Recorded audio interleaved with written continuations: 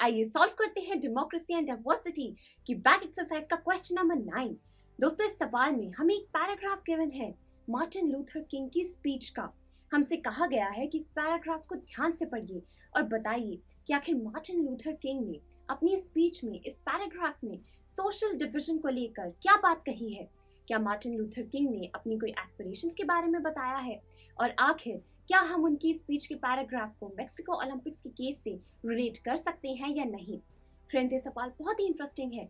मैं तो आपको कहूंगी कि आप इस सवाल को ज़्यादा से ज़्यादा डिस्कस करें अपने पेरेंट्स के साथ, अपने फ्रेंड्स के साथ, क्लास टीचर के साथ। इससे आप इसका जवाब बहुत ही अच्छे तरीके से दे पाएंगे। देखिए फ्रेंड्स, ये जो स्पीच का पैराग्राफ है मार्टिन लूथर किंग का, इसमें लूथर किंग ने कहा है कि वो यूनाइटेड स्टेट्स ऑफ अमेरिका में रेसिज्म पॉलिसी के बारे में बता रहे हैं। उन्होंने कहा है कि किस तरीके से यूनाइटेड स्टेट्स ऑफ अमेरिका में ब्लैक्स और वाइट्स के बीच डिस्क्रिमिनेट किया जाता है, कैसे ब्लैक्स के साथ बुरा बर्ताव किया जाता है। लूथर किंग ने कहा है कि वो इस वर्ल्ड के फ्यूचर को लेकर बहुत ही परेशान है।